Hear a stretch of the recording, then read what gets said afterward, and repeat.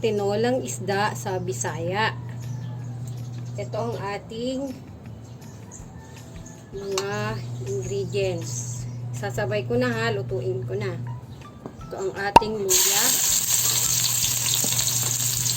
Basta tayo ng ating luya muna.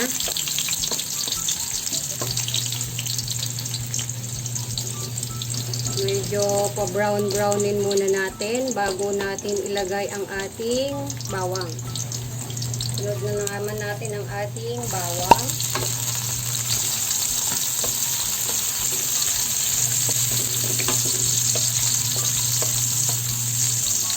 Yung ating palang isda ay tawag nila dito nito ay barilison.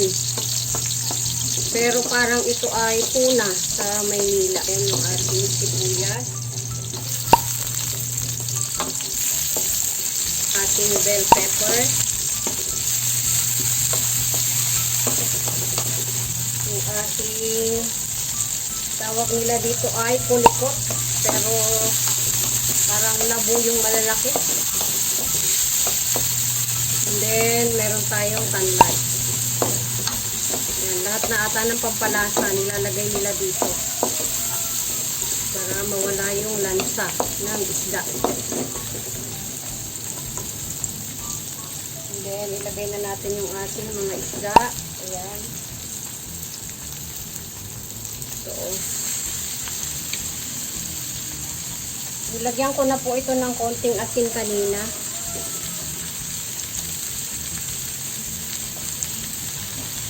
Hindi ko masyadong inaasinan kasi ang alam ko sa mga isdang ganito is pag kanilang niyeyelohan, nilalagyan din ng asin. So, baka maalat na yan. Kaya mamaya na tayo magtitimpla. Pwede tayo ng paminta. Ay, ang dami.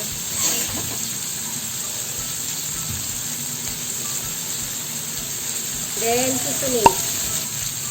Optional po ito. Kung ayaw nyo nung may ganito, okay na. Balik rin muna natin yung ating isda. Dahan-dahan lang, baka madurog.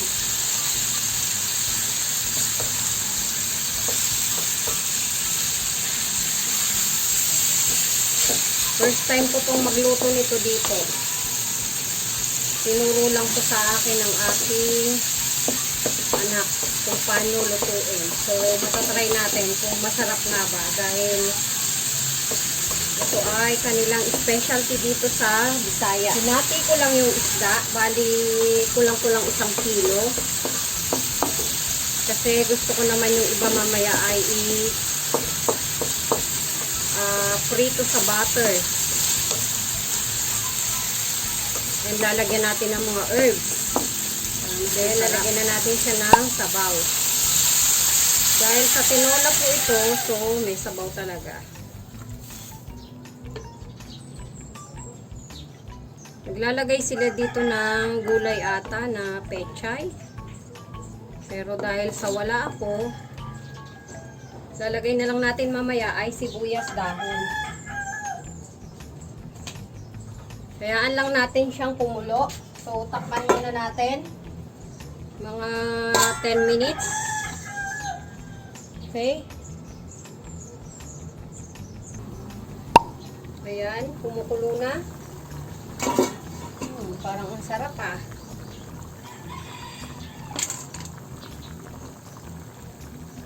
Ang sarap ng amoy, guys.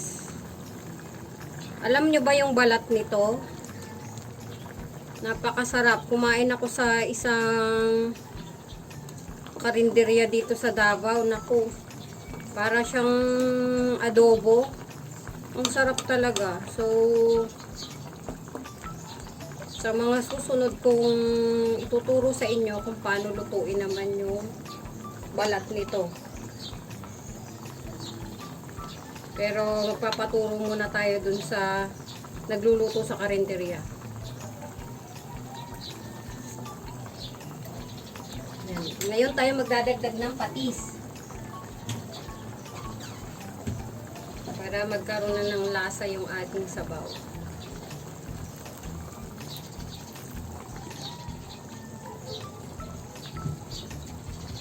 Ang sarap, walang kalansa-lansa.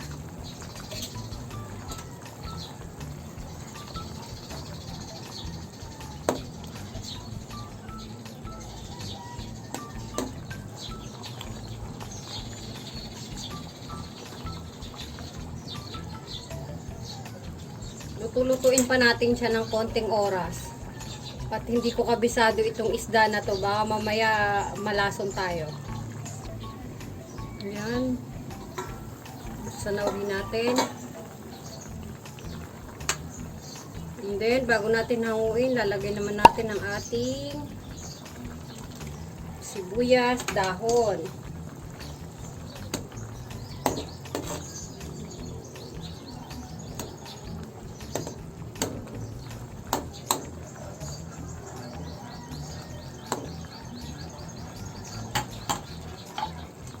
Manuli natin.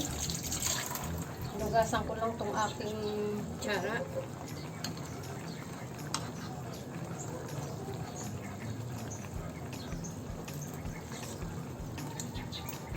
Sarap.